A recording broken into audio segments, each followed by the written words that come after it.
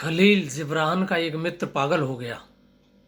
ये खलील जिब्रान लेबनान और सीरिया, जिन दोनों एक ही देश था, वहाँ के थे ये, और बहुत अच्छे फिलोसफर थे, बड़े अच्छे राइटर थे। इनकी किताब द प्रॉफिट अगर आप पढ़ेंगे तो आप पाएंगे कि रामायण और गीता के मुकाबले टक्कर की किताब है ये, एक एक शब्द जैसे शहद में घुला हुआ। तो खलील जिब्रान साहब का एक मित्र पागल हो गया, वो उससे मिलने पागल खाने में गए और बोले, मित्र, मुझे बहुत अफसोस है कि तुम्हें यहाँ पागलों में देखकर। वो हंसने लगा, बोला, दुख किस बात का, तुम गलती में हो। जब से हम यहाँ आए हैं तभी से गैर पागलों का सत्संग हुआ है। बाहर तो सब पागल हैं, यहाँ थोड़े से ज्ञानी बचे हुए हैं। और वो कहता है कि एक पागल आदमी तुम्हें समझ नहीं सकता और तुम पागलों को समझ सकते हो, क्योंकि तुम उनसे ऊपर हो। उच्च को समझने के लिए तुम्हें उससे ऊंचे उठना होगा। तो अलग अलग मनोवैज्ञानिकों के क्या विचार हैं पागलों के बारे में, मैं सुनाता हूँ दो चार का आपको।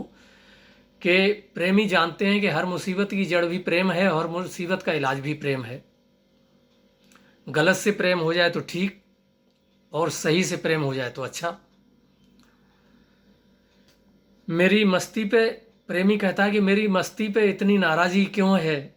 यहाँ हर आदमी पागल है, कोई धन के लिए, कोई स्त्री के लिए, कोई पुत्र के लिए, कोई सत्ता के लिए, कोई परमात्मा के लिए।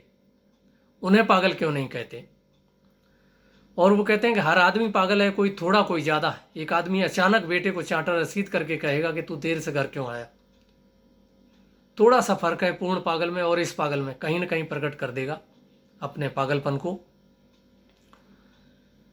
घर में पत्नी ने अखबार पढ़ते हुए